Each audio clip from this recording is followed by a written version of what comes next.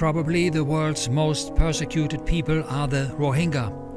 Tens of thousands have fled to refugee camps in Bangladesh, but instead of being helped, they were raped and killed. And on the Earth's surface, we saw bone fragments and someone's jaw.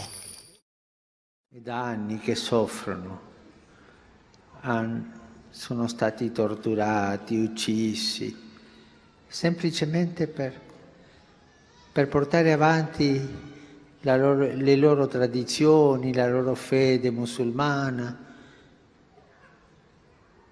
Preghiamo per loro e vi invito a pregare per loro al nostro Padre che è nei cieli, tutti insieme, per i nostri fratelli e sorelle Rohingya. 2/3 of the nearly 50,000 victims of torture worldwide every year are migrants and refugees. They are supported by the United Nations Voluntary Fund for Victims of Torture.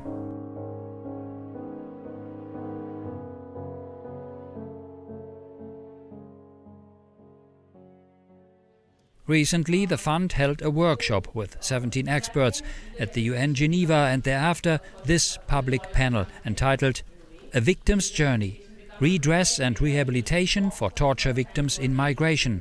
We asked why the stories of victims and survivors of torture need to be heard by the public. It's really very important as a preventive mechanism.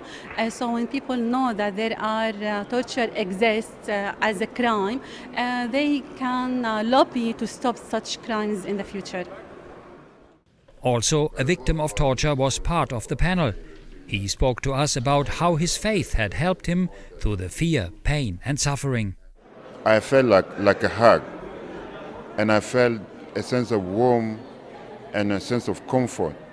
It's like nowadays I call it like the hug of God. And that moment allowed me to think that, God is by my side. And that's a way of God saying that, don't be worried. I am here, I will be with you. And from now on, everything will be okay. I think faith and religion can have a role to play. If we talk about Christians, who better than Jesus, who was himself tortured and crucified, can help them through this really painful experience. The panel presented a variety of concrete projects focused on helping victims of torture in migration to receive medical, legal and psychosocial support. A goal in total alignment with the work of the UN Refugee Agency and their representatives in the field. I don't pretend to know what they're feeling because I can't imagine, but I'm there to listen to them and to try to be a voice for them. So when they tell me their stories, I can help to add to the dialogue that hopefully is encouraging countries to make decisions on behalf of these families. I think we can listen to the words of the Anglican priest, Michael Lapsley, who explains that we need the testimonies and the recognition of the status of the victim of torture is the first step to their healing. The panel's objective was sharing their unique expertise for the benefit of all those involved in combating torture and to alarm the wider public, not just to be bystanders, while the crime of torture is committed by several states. Principles that are at stake. Today we talk of migrants. Tomorrow it will be the criminalisation of the poor.